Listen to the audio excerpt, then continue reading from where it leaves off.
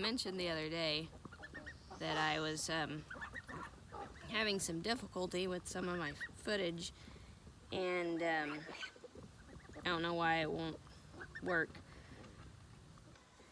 What it was the day that I brought these home. Oh, the sun came out. Yeah, and fixing their temporary pen before and stuff like that. But these are Cotton Patch Geese, which there might be just enough. I asked here in the past couple of days, probably yesterday,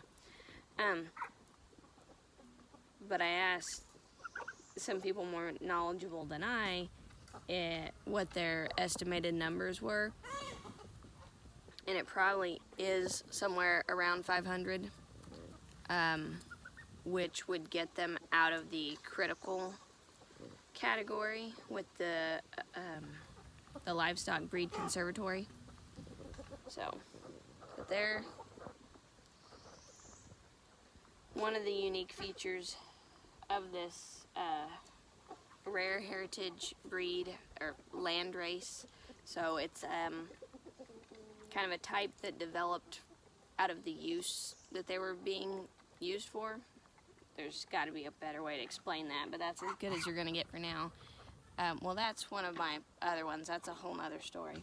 But the two gray ones there, and there's two, where'd he go? Oh, he's right over here. Two ganders. The ganders are white, and the geese are gray.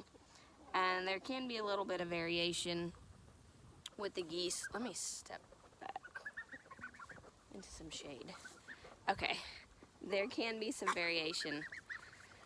Like I was saying, they can be pied, but so yes, the fact that they are auto-sexing,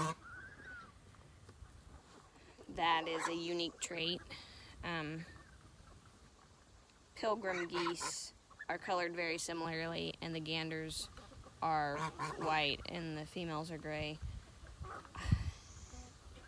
I'm pretty sure I had one before and it was smaller. Real sweet birds. Those are also pretty uncommon. So the other goose that is in here is one of the 5 that we had actually bought from our friends, our new friends and neighbors, just a mile or so down the road, and they raise a mixed flock of. They have African ganders and white and brown Chinese geese. Oh, the chickens are, some roosters are fighting some young ones. But this one here, don't know if it's a male or a female on those yet. It put its head through the dog kennel and the dog bit it, and I was this close to culling it, and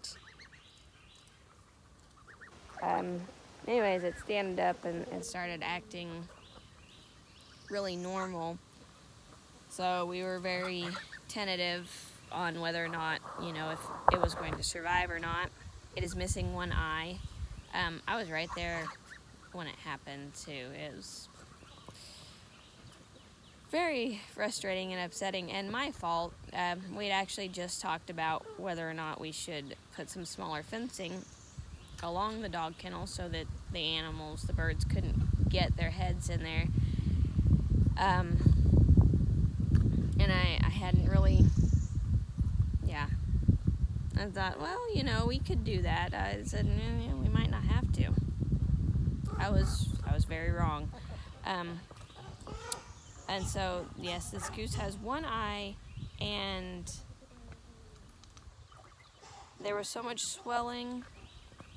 Not sure if there's been some damage on the other side. It just doesn't appear to see completely well, but this happened. It happened the Monday after Mother's Day, so I think it'll be, I can't remember if it'll be 2 or 3 weeks in a couple of days. No, but it has consistently gotten better, and it had lost some weight. We just had it in a little confined area, actually inside my garden. I fixed up a little corner near one of the gates. But anyways, it's gonna make it. As far as if it will be, you know, where it's going to stay at, how it's gonna fit in around here. For right now, it gets to be, you know, with the young geese, and we'll just have to see how that works out. They're so content now. Everybody's been fed. Well, the geese are content, at least. I'm gonna show you. I'll have to step out here to do it. Show you up close. Well, the lighting is horrible to be able to see it right now. It's not hot.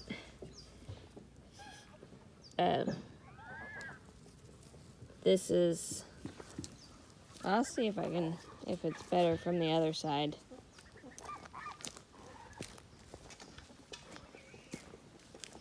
I can put it in my shadow. Maybe that will help.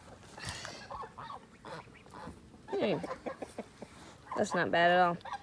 The other geese are gonna come pester me. So there is a old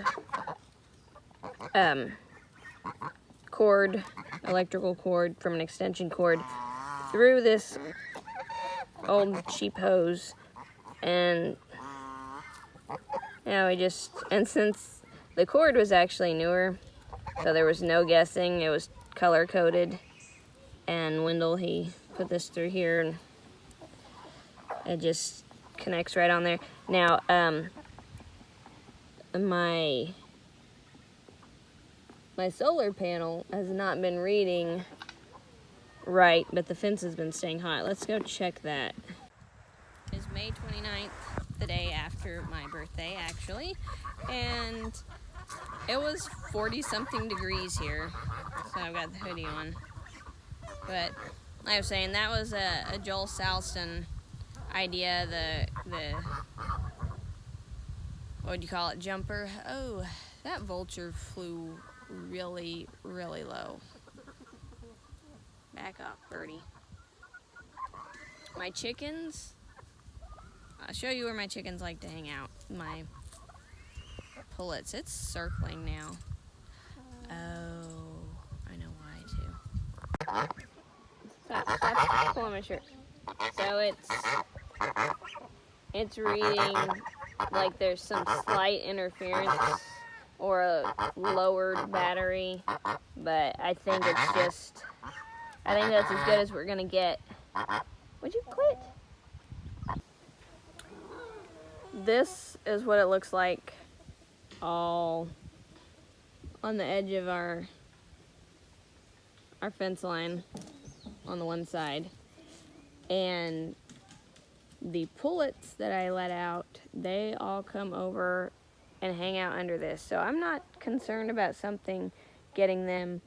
The red meat birds will just hang out in the open because they're not smart. This is not ours. All this is not ours, which technically none of this is ours. It's all my husband's family, all his land. They own the house and what have you, so nobody needed it when we got married, and they wanted us to move in here. That was supposed to have been like a 5-year thing, and our 9-year anniversary is in November. So, didn't go quite like I thought it would, but oh well, it is what it is. One more look at the Cotton Patch bunch, and we're gonna call it a day. So, thanks for watching. I'll talk to you next time.